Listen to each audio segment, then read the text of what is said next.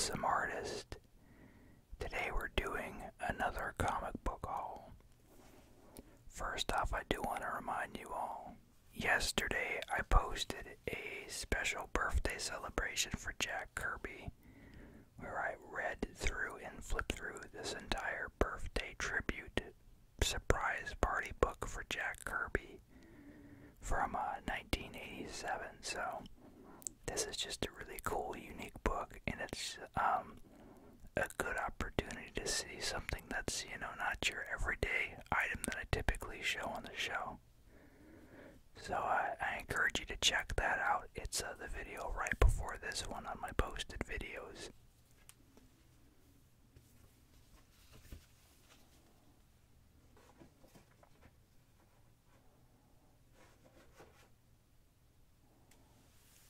But having said that, we can get right into our haul.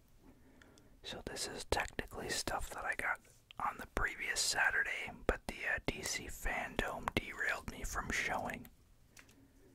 So first off, we have Amazing Spider-Man 44. This is the prelude to the Sin Rising story event. And this is something I've been really excited about, actually.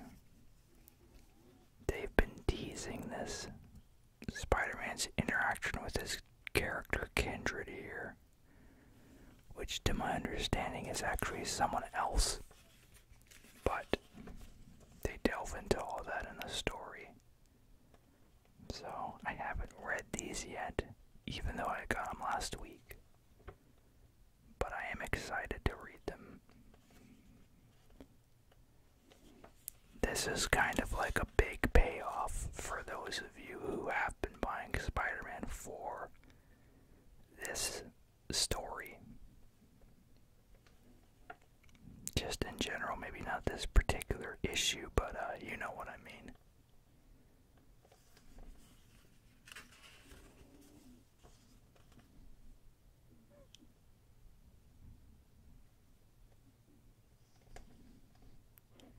Yeah, most of my current Spidey books I usually just give to my kid because he likes Spider-Man a lot. But when there's stories like this, it's a bit difficult for me to do, since it's something I personally really enjoy, or will possibly enjoy. I'm sure I will, though. This looks great.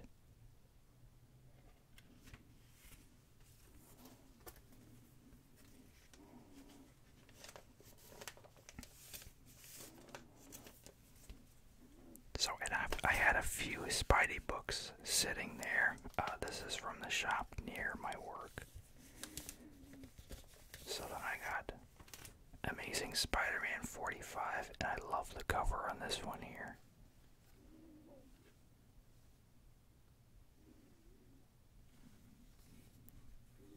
Has a bit of a painterly feel to it.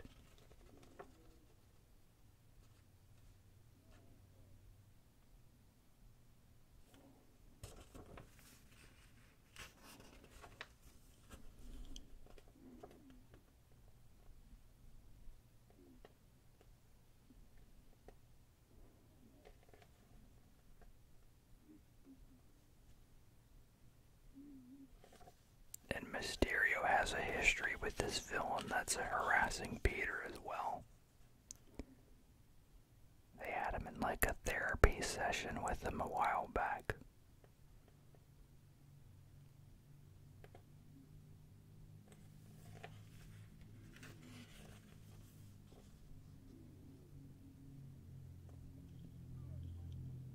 So I expect there to be like a lot of fan service and nods to past things in this. And some new uncovered revelations as well.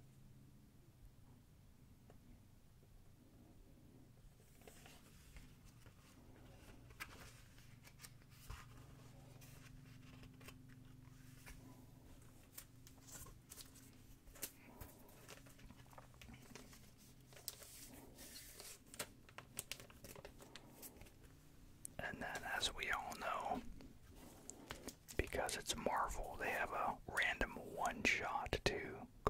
Sins Rising Prelude number 1. So, I'm sure it's not essential if you're following the Amazing Spider-Man storyline. But of course, just adds something more to it. And it's a larger issue too. So it's $1 higher too, of course.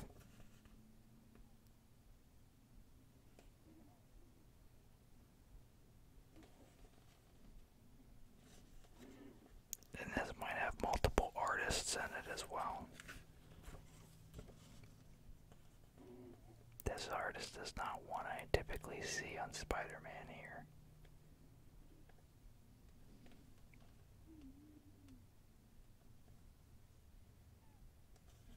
Uses a lot of shadow in the drawings here.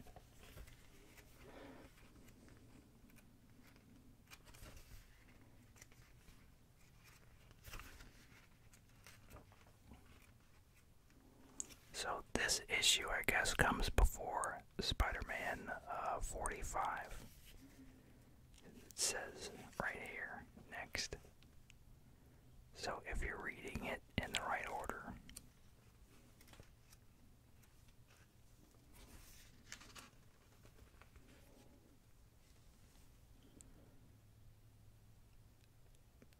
So here, I think this is a past story element here. Either that or they're just emulating something really well. No, yeah, this is from a previous thing.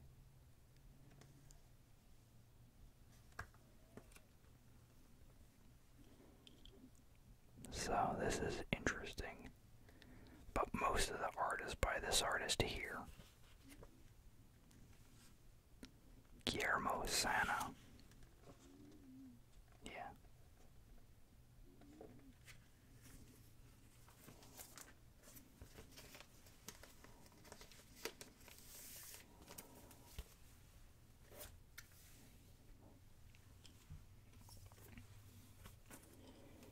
Next we have a giant size X-Men Magneto one-shot here.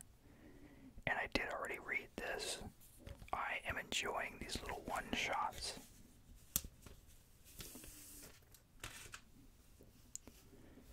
So I believe this issue is about Magneto acquiring the island that the X-Men use for their base of operations later on. At least that's what I got from it. And I like this here, the change in scenery here.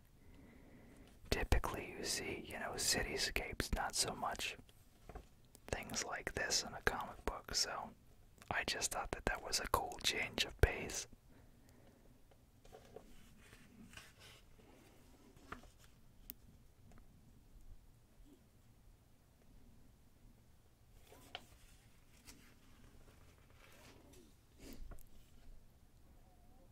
There's a nice action page there.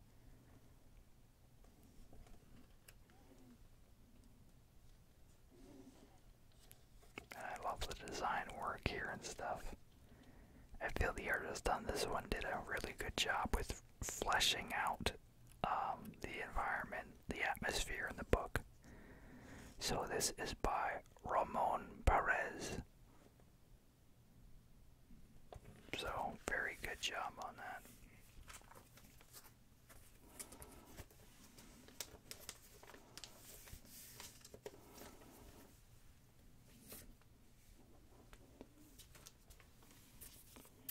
Next we have X-Men number 10, and this is an Empire tie-in.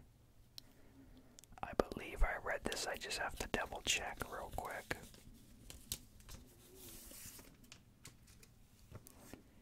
And I think when I read it, of course, it didn't feel super coherent because I'm not reading the Empire miniseries. I'm probably gonna wait for the trade for that. I did like the artwork though. And the coloring very bright here.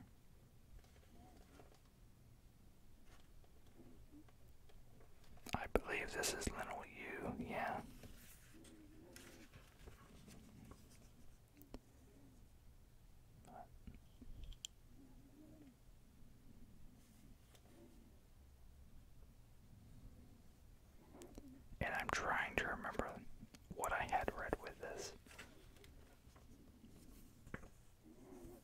this guy here plays a big part. Basically, he's like a powerhouse. And I think they're trying to convince him to do something or not do something. I know these ladies are basically wanting to hang out and have a party on the island here. Because, like, you know, the official leaders are off the island at the moment.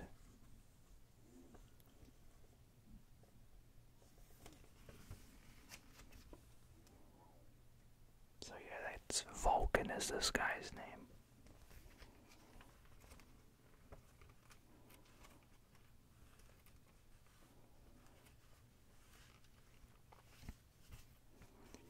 Yeah, I think he just gets hijacked as a host, if I remember. But I remember the art's really good.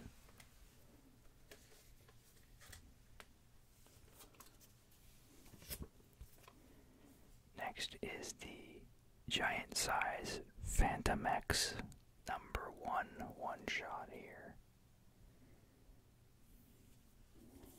So I still think they have a couple more of these to do.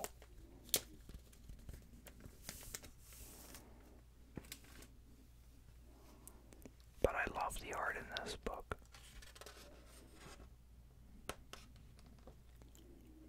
He's got a very painted style. I don't know if this is actual paint or digital paint or not.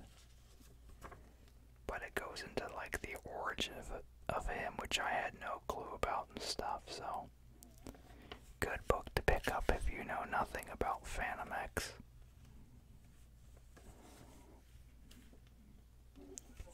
Yeah, the art is by Rod Reese. And there's times where it seems a little sketchier and times where it's a little more cohesive.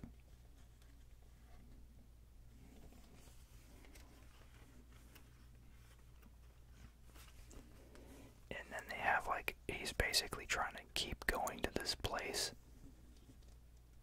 that's kind of just like no holds barred as far as like the level of insanity, the difficulty to get through, to confront pretty much like his other half, I believe.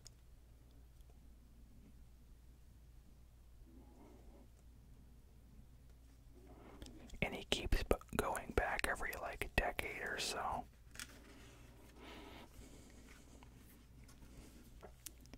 And so the book is about him recruiting groups like every 10 or so years to try to get into this place.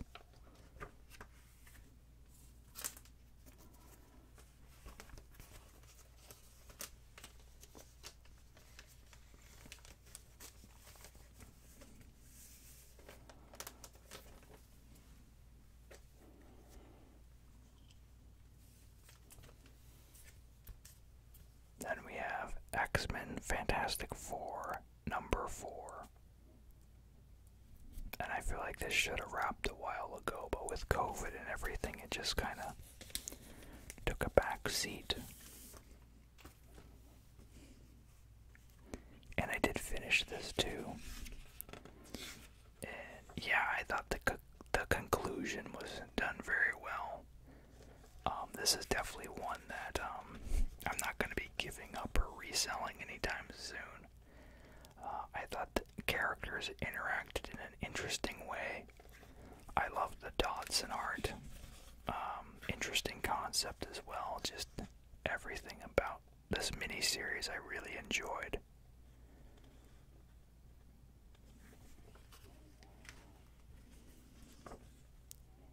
And I'm not going to spoil the ending, but all I can say is I think it was worth it.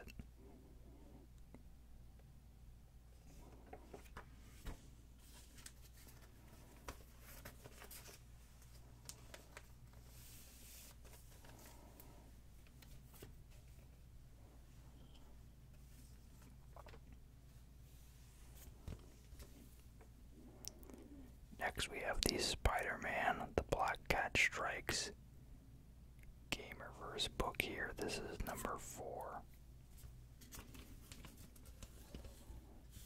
And this was a title that has been on hold for a while. I actually hadn't picked up these books from my shop for a while, but there just wasn't enough there in my stack to really, like, stop in. So I think my total was around $50, but I hadn't been to the store in almost 2 months. So this book wasn't too bad, but I haven't played this DLC either. I feel like if you had played that DLC, this might be a retread of it, but I haven't played it. So, but of course there's certain story elements here where you're led to believe one thing and then something else occurs. And then we get to see upgraded Hammerhead here.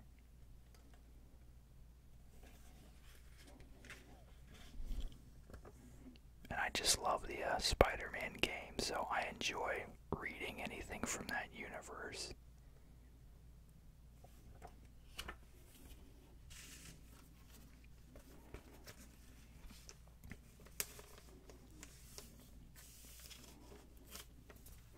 I know I saw Todd Knock doing character design concepts for the Avengers Gamerverse comics for that game. Hopefully he'll actually be drawing the miniseries for that. If he does, I'd be apt to pick it up because I enjoy Todd Knock's work so much. So this is the Immortal Hulk, number 24. Nice leader central issue here. And this is really about him, like his journey through a while in the Hulk here, I believe, maybe his whole story. And this is by Butch Guys. So it has some more like realistic elements to it, I feel, like the design and everything. The layout.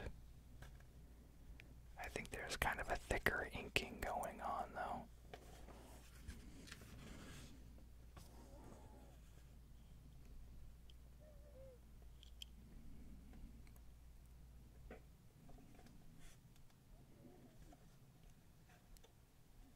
So, yeah, I think this is just pretty much like the story of the leader rising to power again, being a real threat in the Hulk narrative.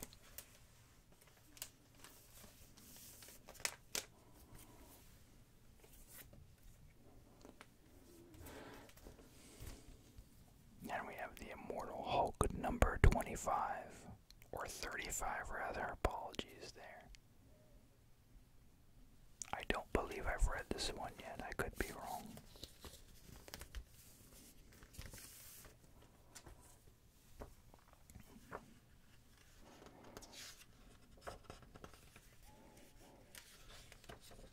No, I haven't read this one.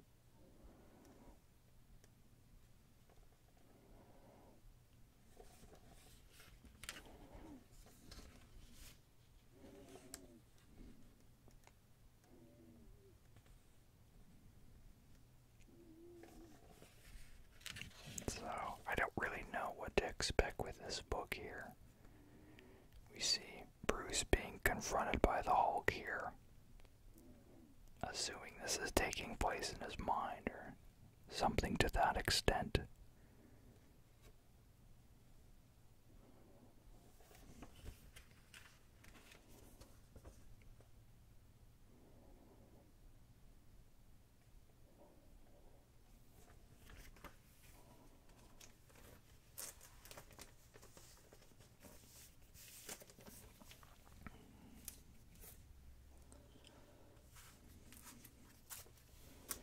Next we have the Free Comic Book Day, Spider-Man number 1. This is kind of a teaser of things to come. I believe there's a first appearance in here too. I'm not sure who it is, but I believe I read somewhere that there's someone in here that's important. So go in your shops, this is a free book. So, see if they have any still lying around. My shop got this in, probably it's been 3 weeks now, so I don't know if they still have them. Some shops do over-order.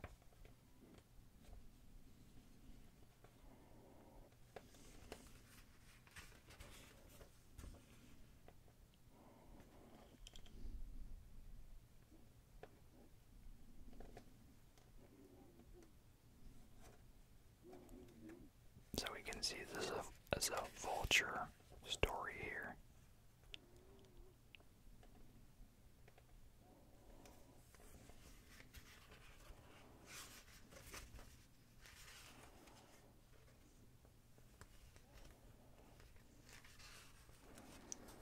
Then we see some more stuff going on here with Absolute Carnage and Null.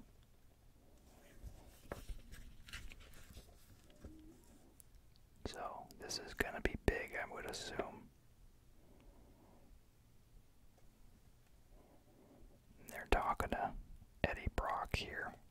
Bearded Eddie Brock.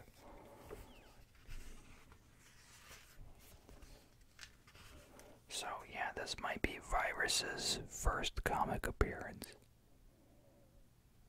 I could be wrong, but I believe this is what I read.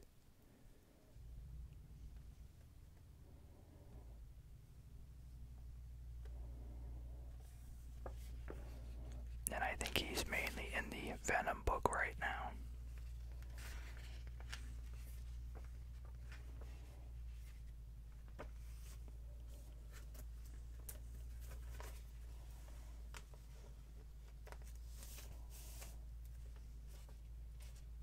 And then we have the X-Men #1 free comic book day comic. And I'm pretty sure this is gonna focus on the whole X of Swords event.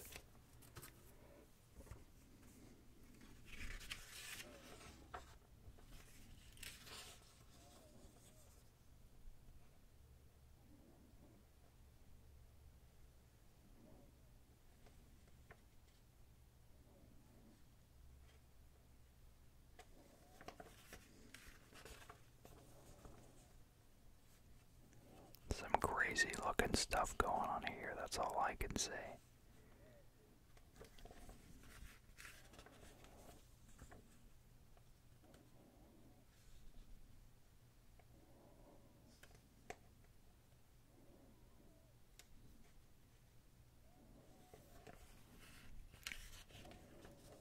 Oh, I like this with the little designs on the borders and stuff there. Oh, so they're like tarot cards.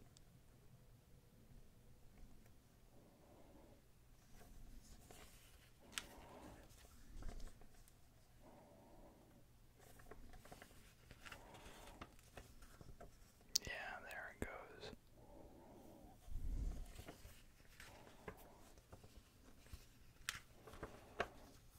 And then I guess there's a second story about Iron Man in here, which has absolutely nothing to do with X-Men. So that's good.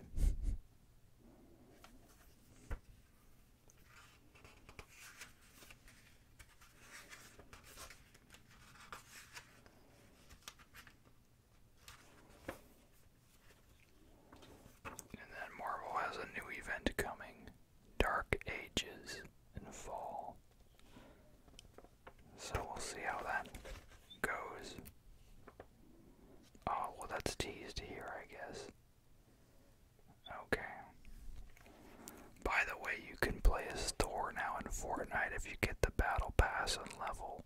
So, and quite a few other Marvel characters. I might end up doing a video on that as I unlock more characters. We'll see though.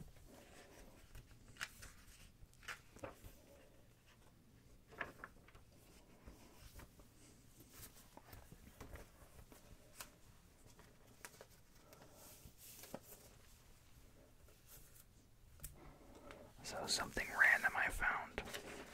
The shop likes to give away posters and stuff. And I saw this old Spider-Man wizard poster with some of the other villains X'd out in the back. So I thought that was fun.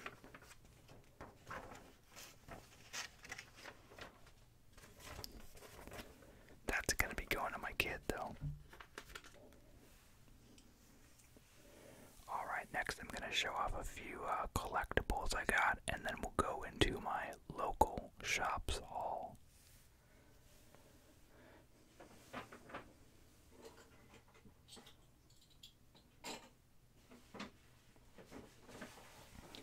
So, Funko had like an online Halloween event that they actually had at the HQ too, but when I read the announcement, I was already on the bus going to work, and I wasn't aware that they were even making this pop, so I got the inventor from Edward Scissorhands, which is old Vincent Price. He's only in the movie for a few minutes.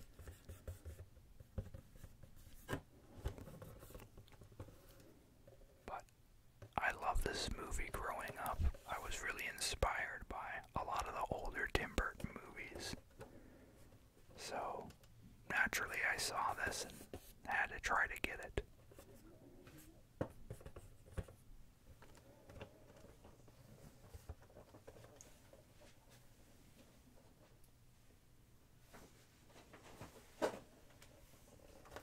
And then I got the normal Edward Scissorhands. This one isn't a exclusive like the other one I showed you was. There's no sticker here. So this is the common.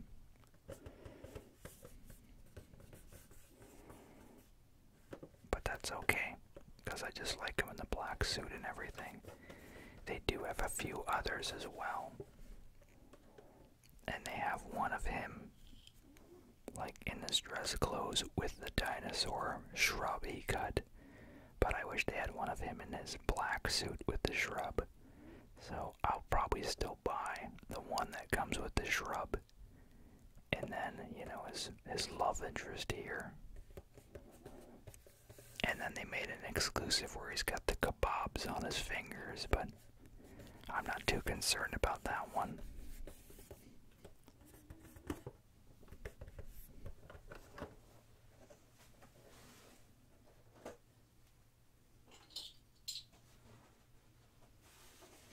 And then since it's been 3 years that the Funko HQ has been operational in downtown Everett, they were giving out these nice 3rd anniversary pins.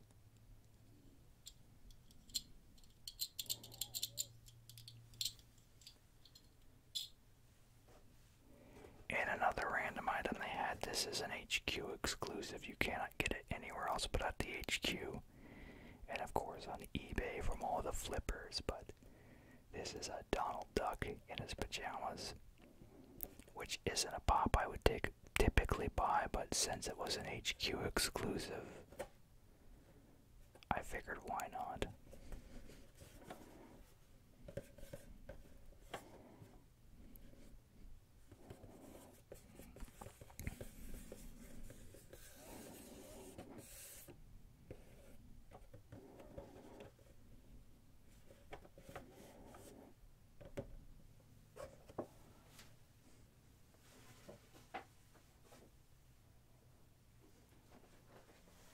And then also being in Everett, we have like a minor league baseball, or I don't even know if it's minor, but there's a baseball league within the area where we live.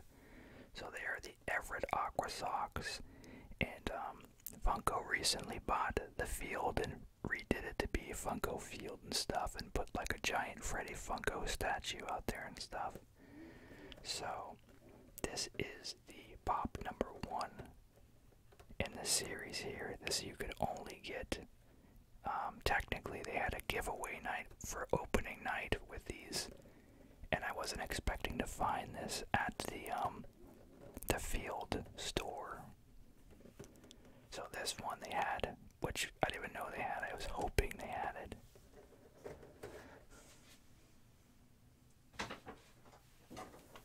But I went in there, and this is the pop, that the only one I was expecting to find. And the guy rang me up, and then I saw shelf, which has like the actual uniform. The other one, I've never even seen him in this uniform here.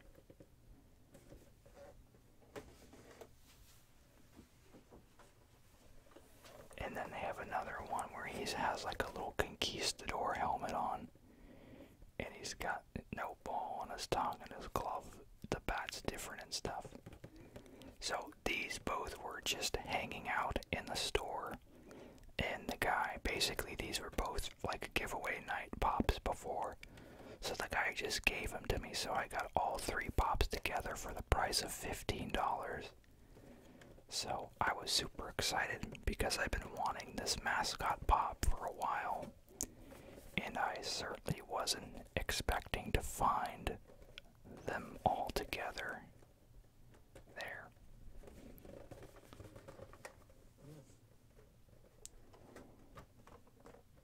And there's like different logos on the back too.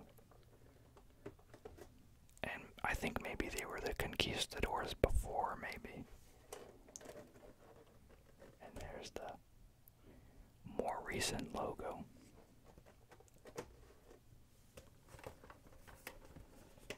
So, pretty cool. I found them all.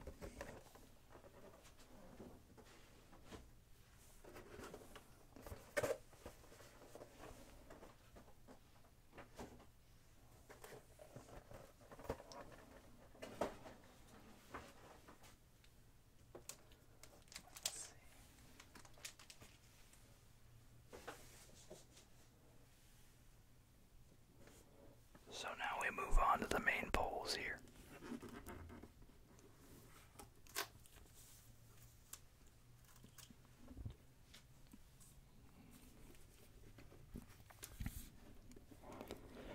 So I'm sure you'll be able to guess a lot of these like clockwork here if you've been watching the channel for any amount of time. First off, we have Detective Comics number 1025. This is the Lee Bermejo cardstock variant, which I absolutely love. All the detail, all the wrinkles and everything. Incredible. Probably one of my favorite recent covers. And of course, this is a Joker War tie-in.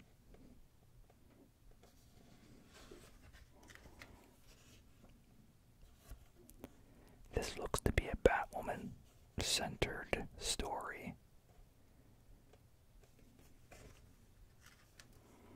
I've been reading the Joker War, though that book is twisted for sure. I'm behind on the last couple. I haven't actually read any of these in this box at all. I've had them in this stack just waiting to get them bagged and boarded into this video here. I'm likely get them mixed up with my other comics that I had already read, just because I buy so many books. So the best thing I can do is just kind of keep them in this store folio until I bag them and get ready to read them. Then I put them in a stack by my bed to read.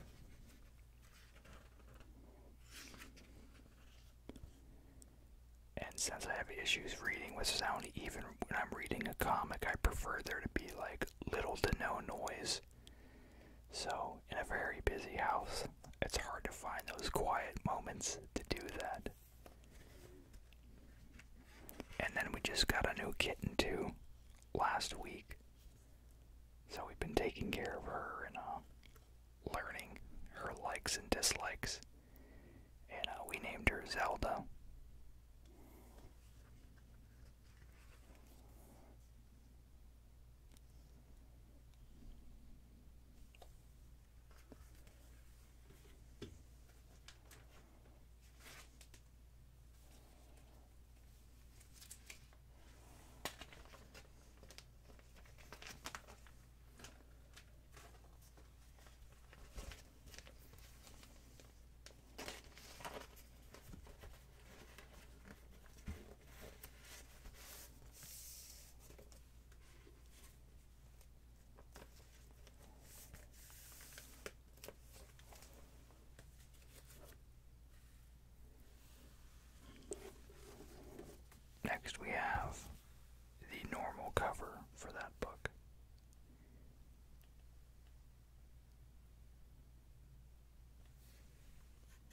which isn't too bad. Or actually, no, this is a different book. Yeah, so this is 1024. This is the one before that issue. See, that I didn't realize it at first. I wonder if they have the variant to this book in here too, then. Either that or maybe I like this cover more. Yeah, so Batman's been dealing with Two-Face running a religious group, and then we see the Court of Owls have popped back up here. So this has been a crazy book, and Two-Face commandeered one of the old Robo-Bat suits from when Commissioner Gordon took over during the Scott Snyder run when Batman was presumed dead.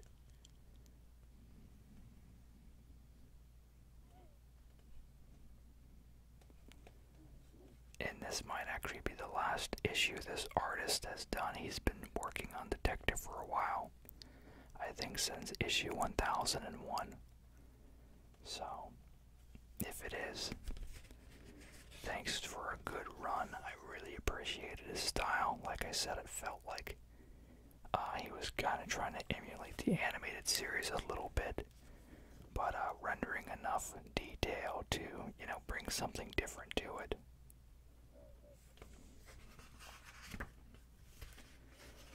And that artist is Brad Walker. So, cheers to you. Hope if you're off of this book, you find another great book to work on.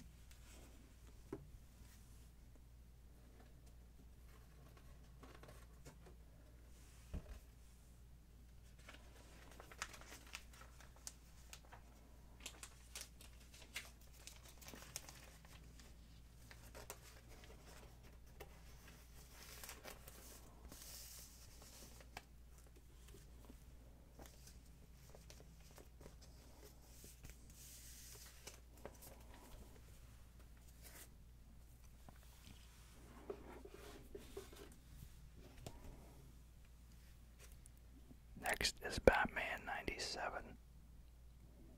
This is the cardstock variant, obviously.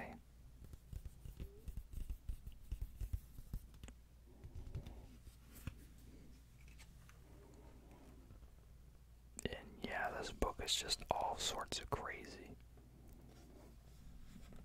I don't want to discuss too much to, you know, be in the way of spoilers here. It's just so good, that's all I can say about it. The stakes are very high in this book. Lots of crazy consequences. I like the new characters being introduced. Different elements. And Punchline is a really huge sadist, so she's bringing a level of intensity to the title as well.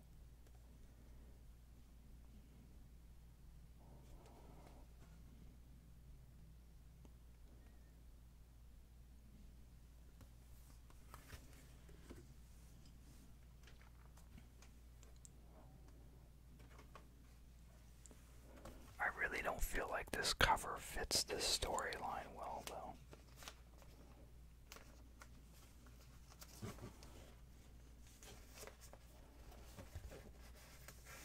I feel like they peaked with that one with Joker with the fire around him and the dynamite explosive strapped to him.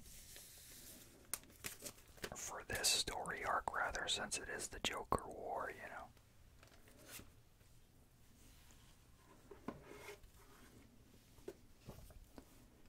And this is the regular cover, which is kind of gruesome, honestly.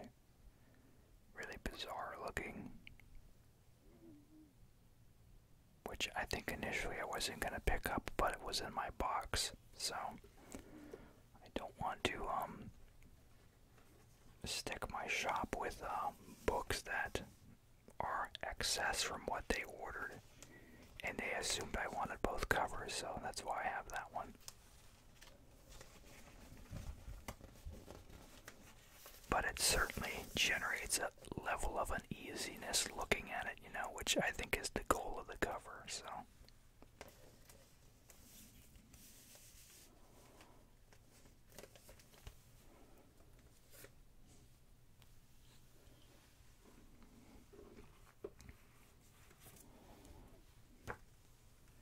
Then we have Harley Quinn 75. This is the Joe variant, which I love how he's been doing this style recently with all like the fine line pen and ink work.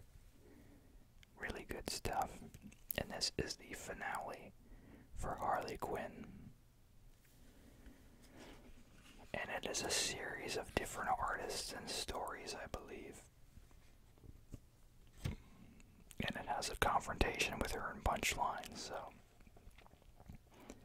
that was the main reason I got it. I've been trying to get all the Joker War tie-ins, so. But here is all the talent who works on the book here for this special. So, a lot of artists.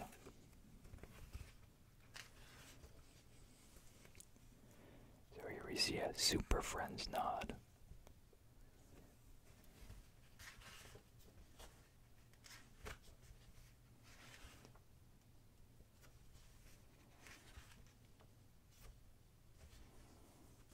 And I don't know if this is a different artist than the one I previously showed.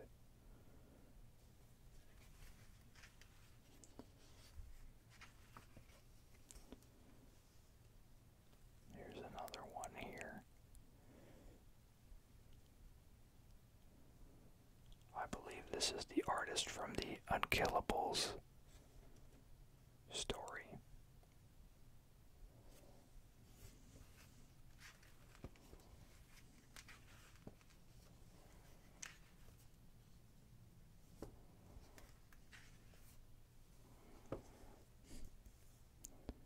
This is a pretty dramatic page here.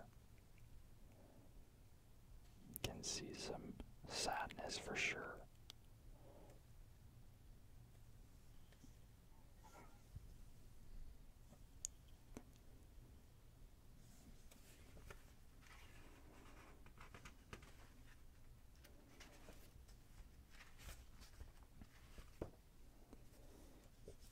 And then this one's kind of a weird one. It's like a mix-up of styles here with the animated fused with the early 90s Batman, I believe, the movies.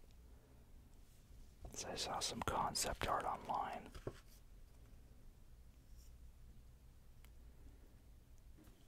So yeah, you can definitely see a Batman animated influence for sure.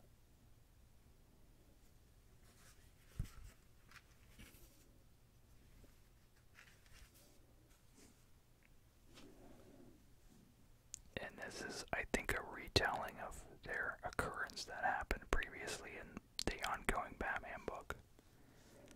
Because I know she cut her throat open in that. I don't know why they keep giving this particular artist all the impactful stories, though. Sam Humphries, he did the Joker Who Laughs origin. He did another one recently too. I'm trying to remember what it was, but he's been doing, oh yeah, the Robin King or whatever. And then this story here, which is the reason a lot of people bought this book, I think.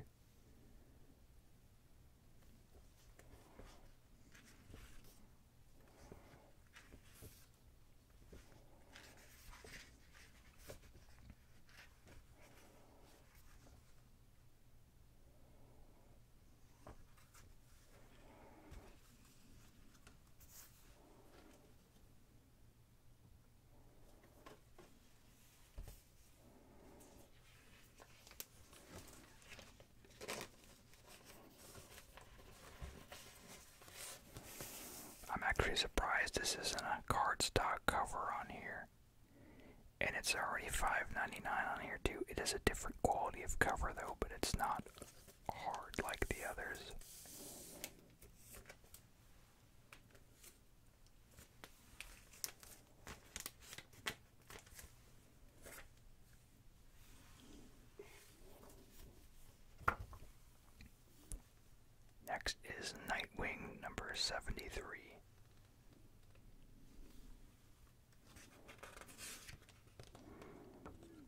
swear Dick Grayson's mind has been through way too much these past few years. So in this book now, basically the Joker is messing with his mind and rewrote his origin to the point of where he basically believes himself to be the Joker's ward instead of Batman's.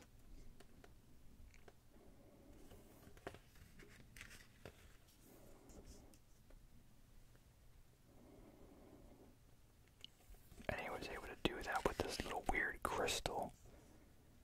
Previously, that the person who made him believe the Court of Owls stuff and erased his memories of Bruce Pryor was using on him.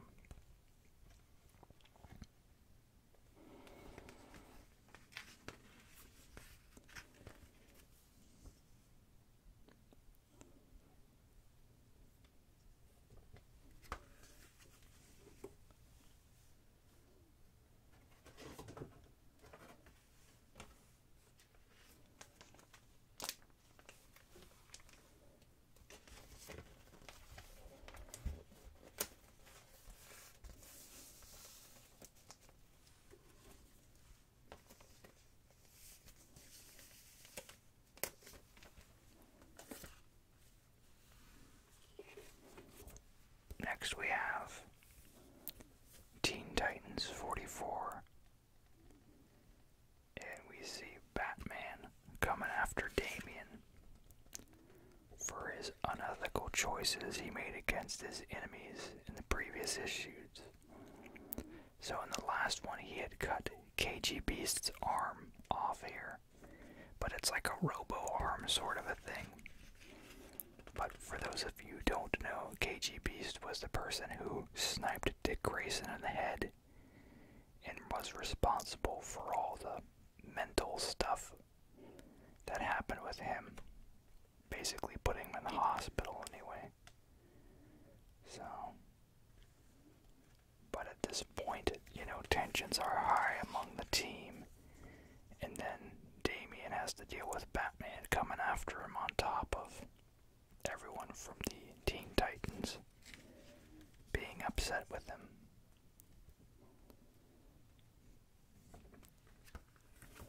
So, hopefully, Damian will get another shot at redemption.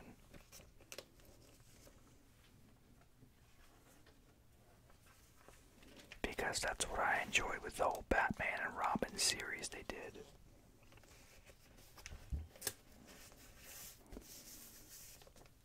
Batman ran into him and he was trying to kill him off for a while and basically taught him how he chooses to fight crime and not kill people.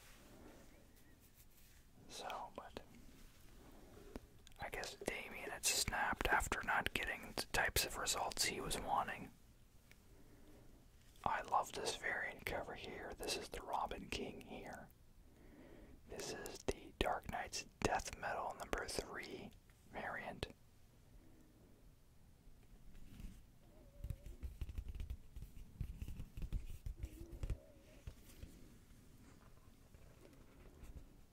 And yeah, this just continues to be one of the weirdest books you'll read this year, I'm sure.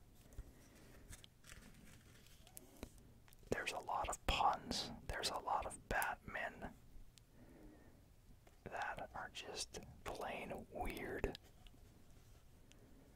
But if you don't take it too seriously and just kind of enjoy it for the absurdity that it is, then I feel like it has a better hold, you know?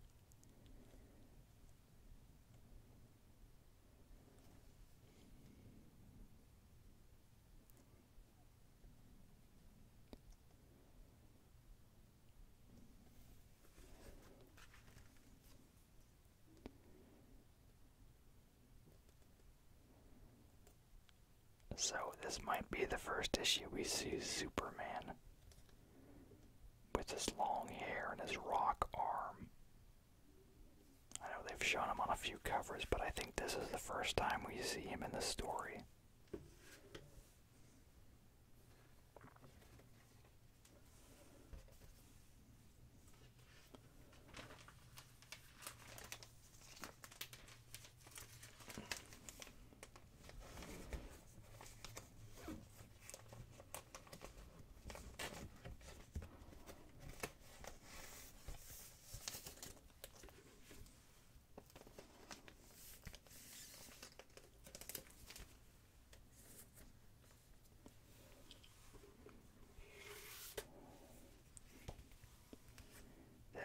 The Death Metal Guidebook, which we see a bunch of creative people there. Sure, another anthology book. There's our stories with talent.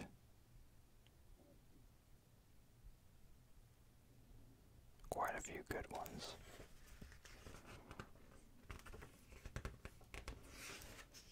So I will do my best to showcase artwork and not spoil the stories.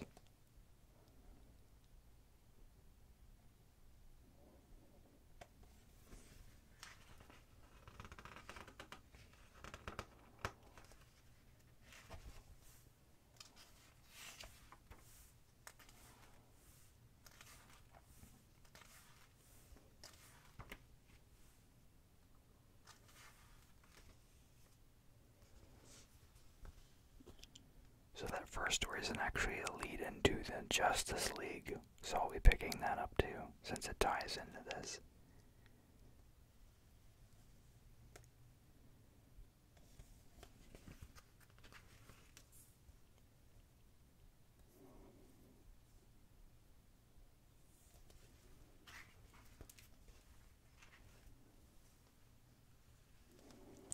Another one here. Looks like this focuses on Aquaman. I like these little, it's got like little notes for the other ones too.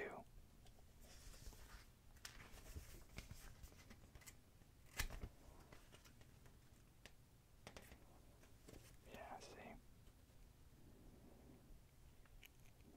So like a true guidebook, it's got notes.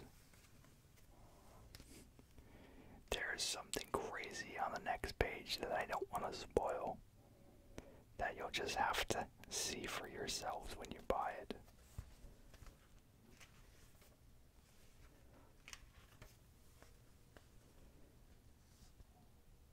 Here's another one here.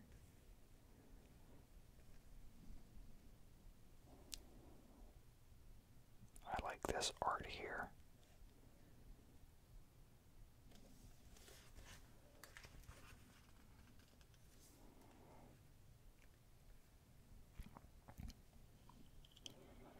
Anytime you can make anything look slightly painted, I'm impressed.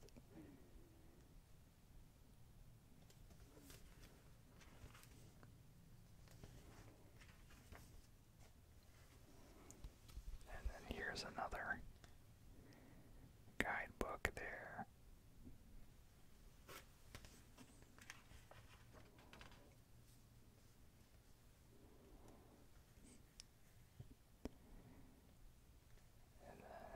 Another story here. I'll show this image of this crazy. I think this is one of the Joker dragons again that we saw on the metal finale cover there that they were riding.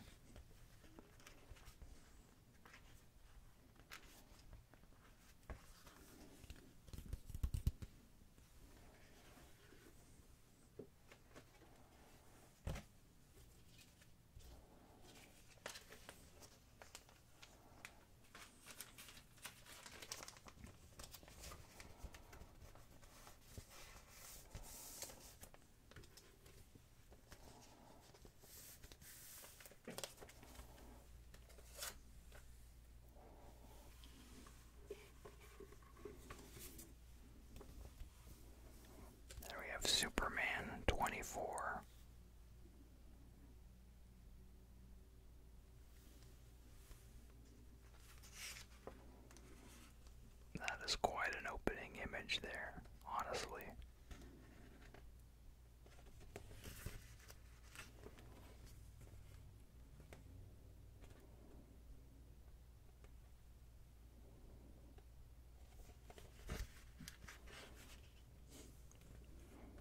A lot of text, though, I can see that.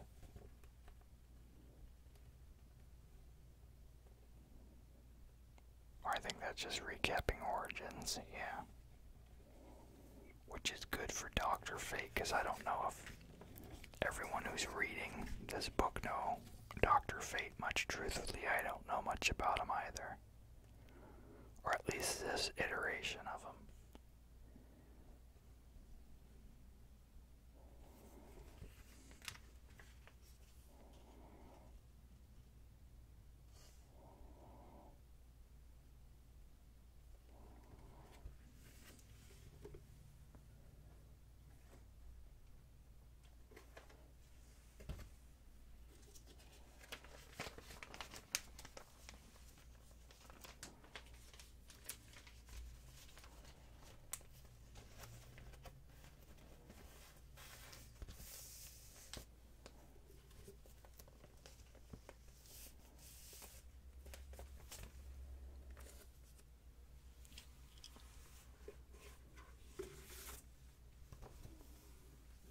Captain America Empire number 2.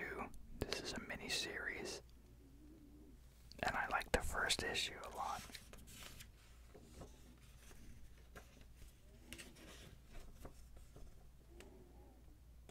And they've got Ariel Olivetti on the art.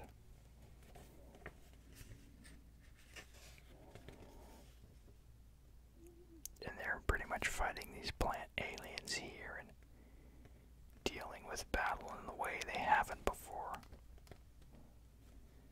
Previous issue, one of the leaders, like, they shot him, and he more or less, like, used seeds to blow somewhere else, like in another state. And then he was able to infect one of their army soldiers and infiltrate.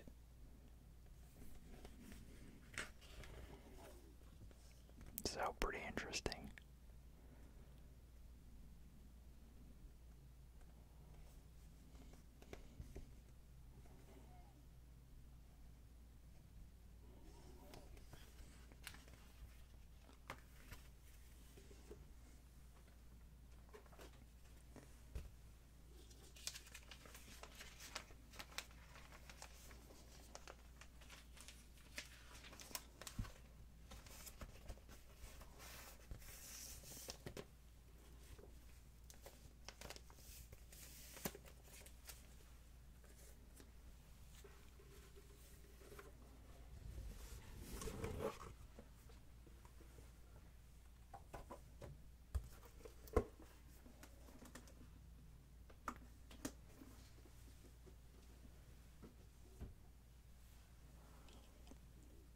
Finally, for normal books, I still want to show off a few trades I got. We have Ninja Turtles Urban Legends number 26. And all I can say is, it's almost over. It's so weird. But I'm glad that they're finally getting to wrap the story. But it's certainly unlike any other turtle story you'll read.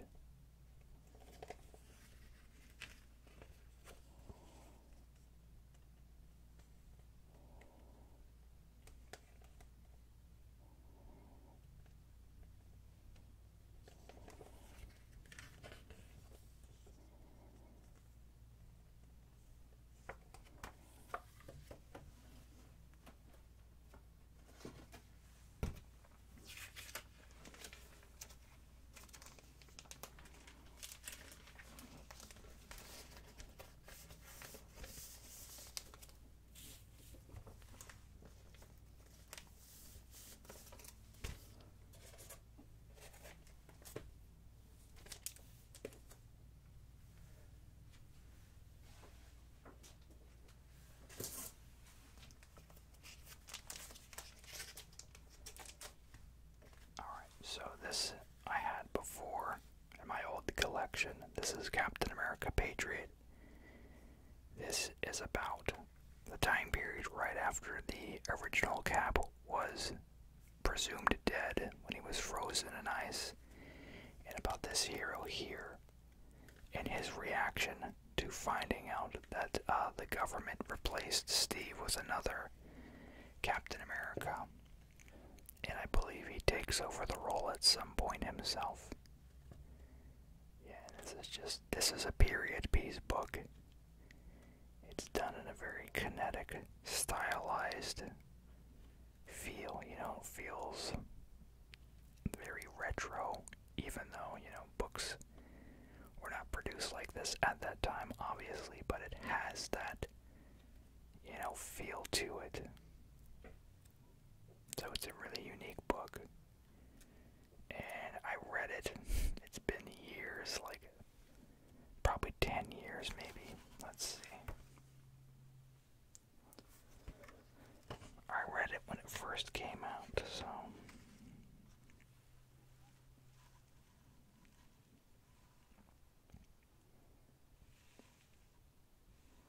Oh, it says 2011, so yeah, it's been 9 years, but still. And then it's got a few reprints in the back from like the All-Winners Squad and that whole period, the replacement Cap and all that. So,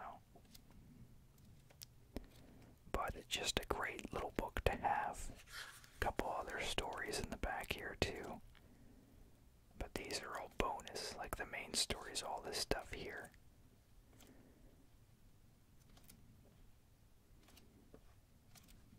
Nice pulpy action, you know.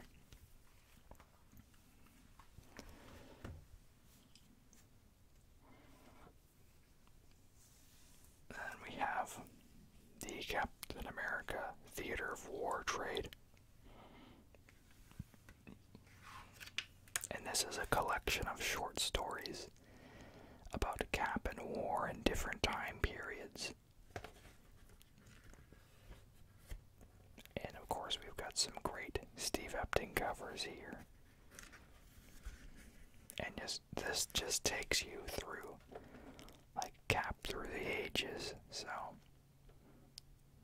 great little book to remind you of all the stuff that Captain America has hypothetically seen and experienced.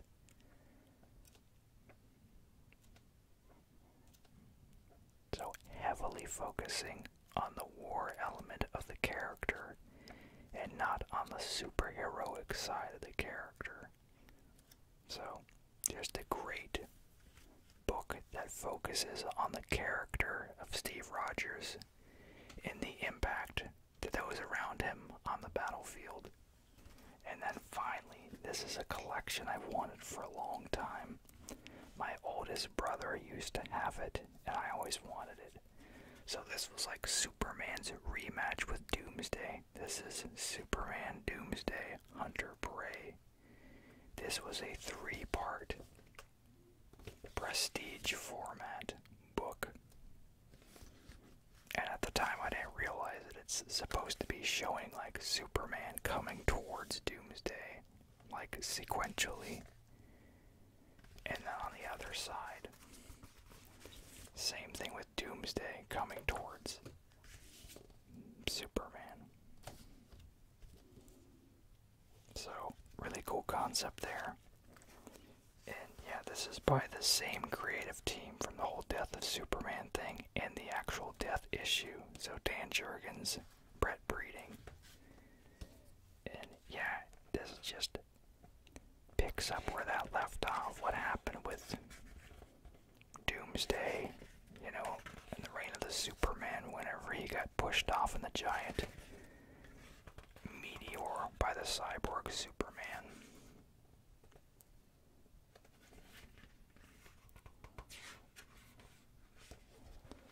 And then I remember seeing, like, you get to see this level of brutalness that wasn't able to be seen on the newsstand versions of Superman books at the time, at least not that I remember really. So yeah, seeing his claws go through the chest like that, that was considered like a bold move, if I remember correctly. So, just a cool little mini series here, and I don't remember too much about it. I do remember the Cyborg Superman took on this different look here with the red and the black. Hank Hinshaw.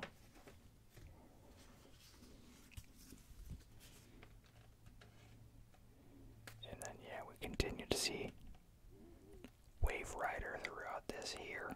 He was always a big part of Dan Jurgens' books. High action, high concept.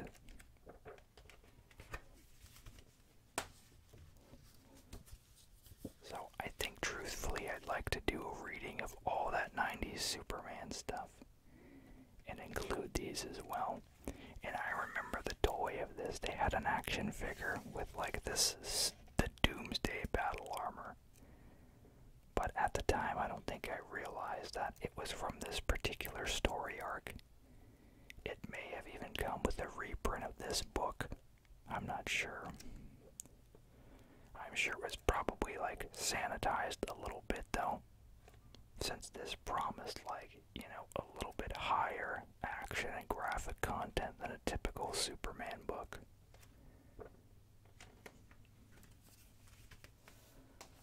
So, that's all I've got for today. As always, let me know down below what you want to see. Like, comment, subscribe. And you all have a super slumber. Thanks.